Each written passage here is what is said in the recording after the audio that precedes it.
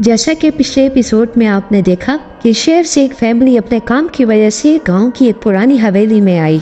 जब वो हवेली पहुंचे तो हवेली तो अंदर से बहुत खूबसूरत थी, पर उस हवेली के बहुत से कमरों पर डार्क मैजिक के सिंबल और लॉक लगे हुए थे। हवेली में काम करती एक बूढ़ी औरत ने उनसे कहा कि वो इन लॉक्स वाले कमरे में हरगिज ना जाएं।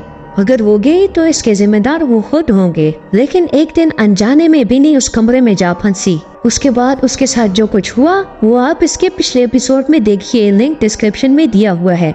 आइए अब उसकी आगे की कहानी जानते हैं।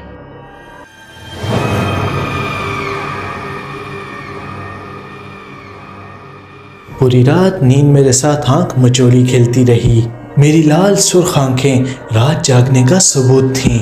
मैं जब कमरे से बाहर आया तो पता चला कि विनी को बुखार आया है। मैं एक बार फिर से परेशान हो उठा था। शायद उसके अंदर डर बैठ गया था, जिसकी वजह से उसे बुखार आ गया था। दिन भर मम्मी विनी की खातिरदारी में लगी रही, पर उसका बुखार कम होने का नाम ही नहीं ले रहा था। रात आते आते उसका बुखार एक हद से भी तजावज कर चुका था। वो मदहोशी में पड़ी रात भर बड़बड़ाती रही, पर जैसे ही सुबह हुई तो पापा की सरकारी गाड़ी में उसे हॉस्पिटल ले जाया गया। ऐसे ही करते करते 3 दिन गुजर गए, पर बुखार कम होने का नाम ही नहीं ले रहा था और मम्मी पापा हॉस्पिटल में विनी के पास ही थे। आखिरकार चौथे दिन ये खबर सुनने को मिली कि विनी की हालत में थोड़ा सा सुधार आया है। अगले 2 दिन और हॉस्पिटल में गुजारने के बाद विनी घर को आ गई थी।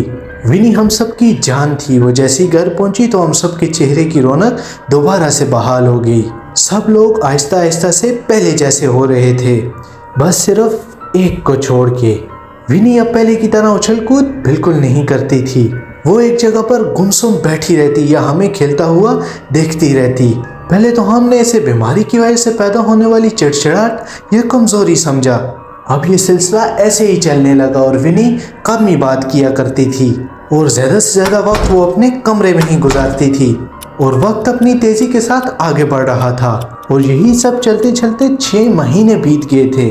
हम लोग बहुत कोशिश करते कि वो हमारे साथ खेले कूदे मुस्कुराए, लेकिन उसके चेहरे पर कोई भाव ही नहीं आते थे और ज़्यादा ज़ोर ज़बरदस्ती करने पर वो अपने कमरे को चली जाती थी और दरवाज़ा बंद कर लिया करती थी।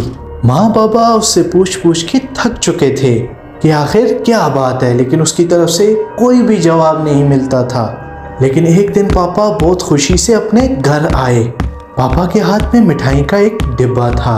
उन्होंने दोनों अपनी छोटी बेटियों को पुकारा और उनको मिठाई का डिब्बा दिया। अरे मेरी तरक्की हो गई है, अभी 4 साल तक हमें कहीं भागना भी नहीं पड़ेगा और तनख्वाह भी ज्यादा हो गई। प्रमोशन की खबर ने हम सब के चेहरे पर एक नई मुस्कान लाई। अभी पापा विनी को मिठाई खिलाने लगे, पर वो पापा का हाथ झटक कर अंदर की ओर भाग गई। पापा के प्रमोशन के बाद घर में अभी पैसों की कोई दिक्कत नहीं थी। ऊपर वाली पोस्ट पर पापा की अच्छी कमाई होने लगी। घर का माहौल बदलने लगा। प्यारे पर्दे और महंगे कपड़े और बहुत सा साजो सामान हमारे घर की रौनक बढ़ाने लगा। सब कुछ हमारी उम्मीद से बहुत अच्छा चल रहा था, लेकिन कहीं न कहीं हम इस चमक दमक में विनी के बर्ताव को इग्नोर सा करने लगे और आहिस्ता आहिस्ता करते साल गुजर चुका था। मेरी प्यारी चुलबुली बहन आप एक गमगीन लड़की बन चुकी थी।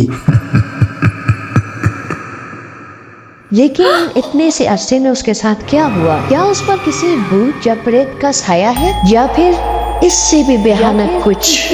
वो क्या है जानिए हमारे नेक्स्ट एपिसोड में। तब तक के लिए अपना ख्याल रखिएगा।